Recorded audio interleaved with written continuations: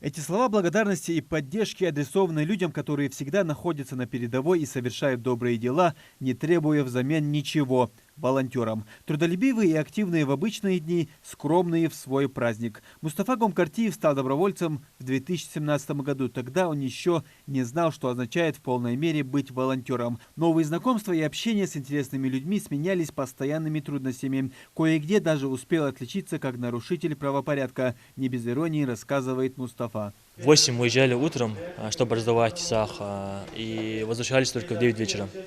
То есть столько было людей, и нас не хватало, вдруг было мало. И как-то раз я поторопился и сделал обгон по сплошной полосе. И меня там поймали гаишники, и штраф 5000. Вы знаете, для волонтера это не маленькая сумма, но опять же во время карантина это было, скажем так, не очень хорошая новость и неприятный момент. Но все равно мы не сдавались, мы работали.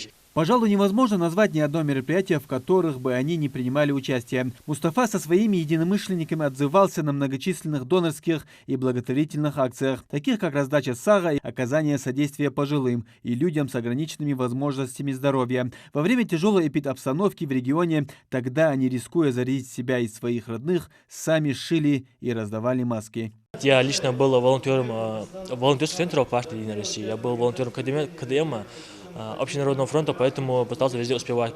И работы было куча, помогали как могли.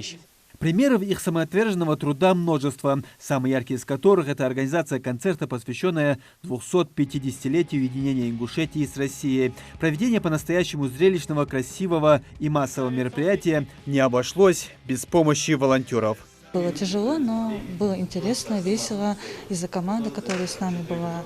И, конечно, само мероприятие тоже было интересно. Поэтому это больше вдохновляло на волонтерскую деятельность именно в этот день. Сегодня всем своим видом они подают пример и тем, кто относится к мерам по противодействию коронавирусу безответственно, соблюдает дистанцию и масочный режим. И во избежание массового скопления людей пришли сюда в количестве 30 человек. По словам Анзора Мархиева, впереди запланированы даты награждения и остальных добровольцев Комитета по делам молодежи, а их около 200. Если бы эти ребята больше ничего не сделали даже в этом году, они уже заслуживали за это благодарности. Грамоты в руках этих креативных и активных молодых людей как знак благодарности и признательности за их вклад, труд, да и просто отзывчивость. Ведь они вместе со всеми разделяют как яркие праздничные, так и моменты сопереживания в жизни республики. Муслим Ганиев, Адам Мережков, Новости 24.